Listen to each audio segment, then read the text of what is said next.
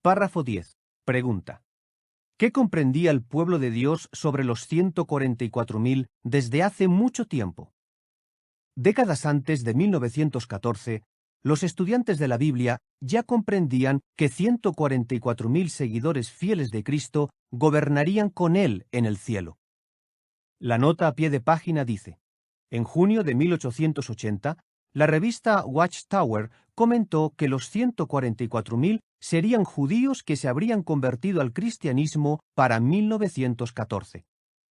Sin embargo, a finales de 1880 se publicó una explicación más parecida a la que tenemos en la actualidad. Fin de la nota. También entendían que no se trataba de una cifra simbólica y que en el siglo I se había empezado a escoger a los integrantes de ese grupo. Párrafo 11. Pregunta. ¿Qué llegaron a entender los futuros miembros de la novia de Cristo sobre la obra que debían realizar? Entonces, ¿qué debían hacer los futuros miembros de la novia de Cristo mientras aún estaban en la tierra? Notaron que Jesús había dado importancia especial a la predicación y la había relacionado con un período de siega. Como vimos en el capítulo 2, por un tiempo creyeron que este período duraría 40 años y terminaría cuando subieran al cielo los ungidos. Pero como la predicación siguió después de esos 40 años, era obvio que necesitaban comprender mejor ese asunto.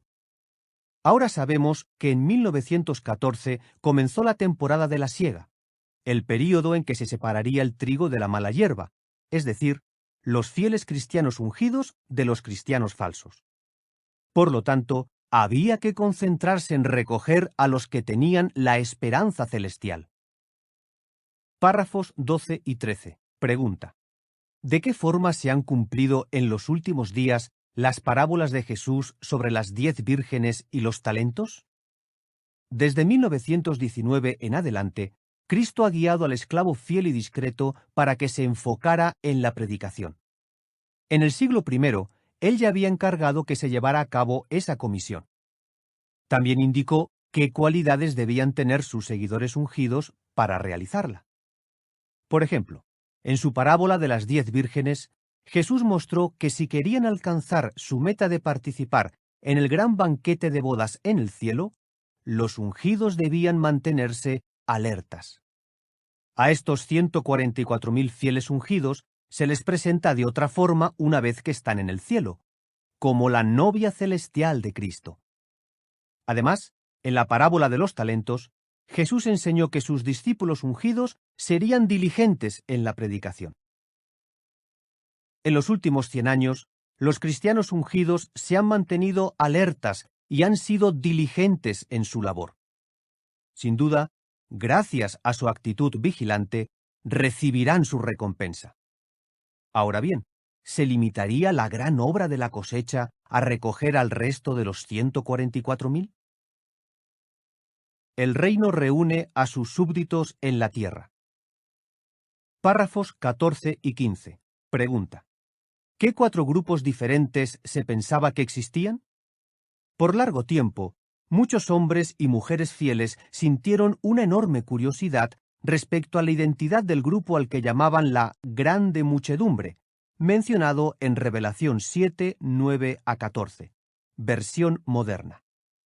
Pero como aún no había llegado el momento de que Cristo revelara quiénes formarían este grupo, no sorprende que mucho de lo que se dijo sobre el tema estuviera muy alejado de las verdades sencillas y claras que hoy día conocemos y atesoramos.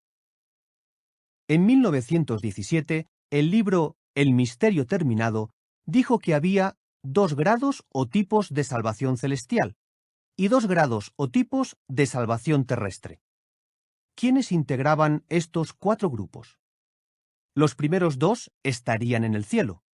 El primer grupo eran los 144.000 que gobernarían con Cristo.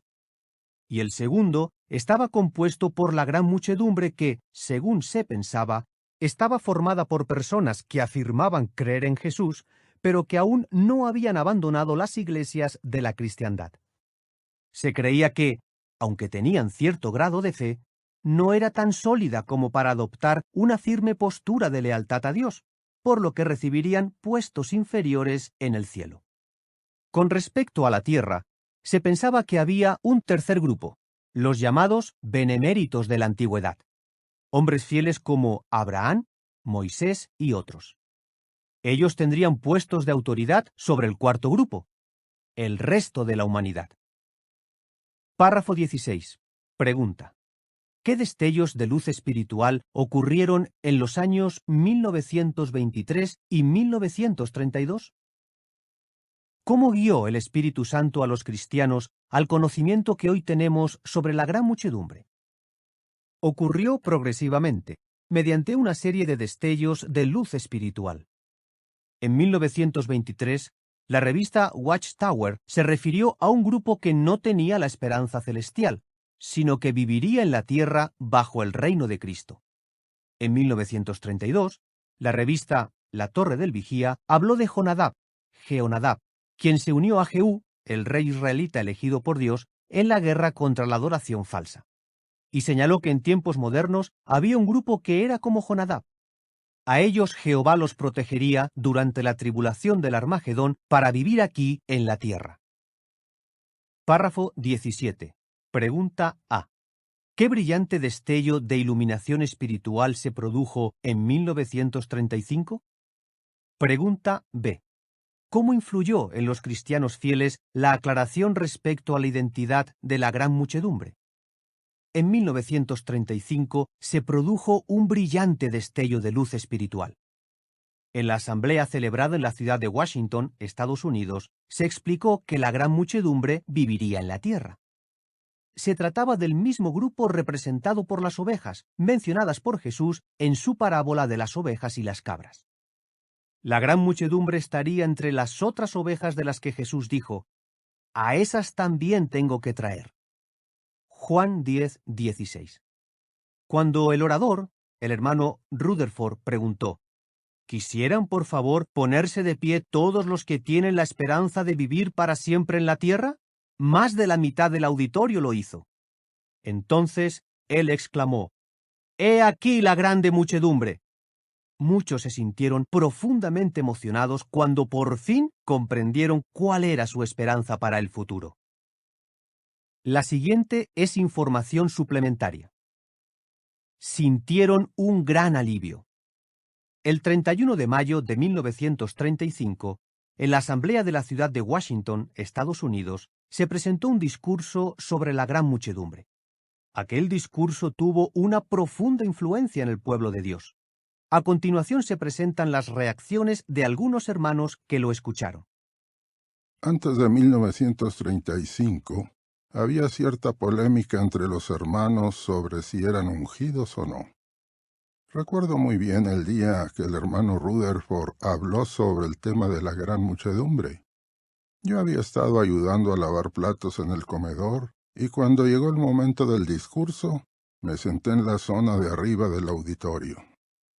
Después de analizar el asunto a fondo, el hermano Rutherford pidió a todos los que creían pertenecer a la gran muchedumbre que se pusieran de pie.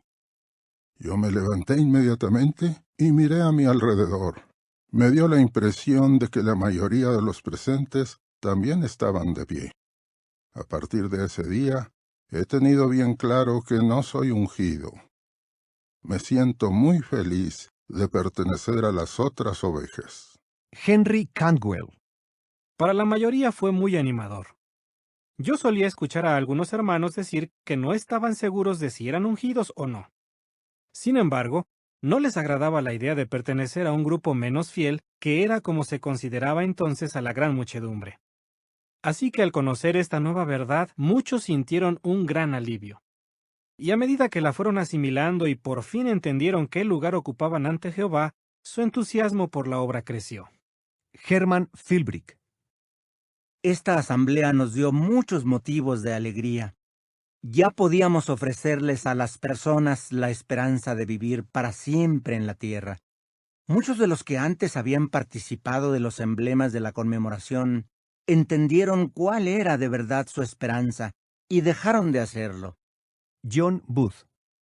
Jesús enseñó que sus discípulos ungidos serían diligentes en la predicación. En los últimos 100 años, los cristianos ungidos se han mantenido alertas y han sido diligentes en su labor. Sin duda, gracias a su actitud vigilante, recibirán su recompensa. Ahora bien, ¿se limitaría la gran obra de la cosecha a recoger al resto de los 144.000? El reino reúne a sus súbditos en la tierra. Párrafos 14 y 15. Pregunta: ¿qué 4 grupos diferentes se pensaba que existían?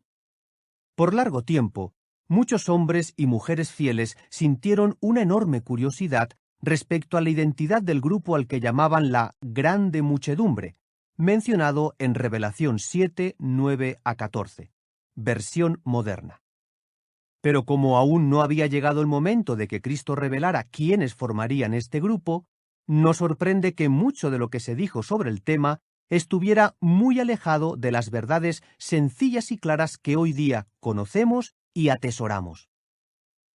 En 1917, el libro El misterio terminado dijo que había 2 grados o tipos de salvación celestial y 2 grados o tipos de salvación terrestre.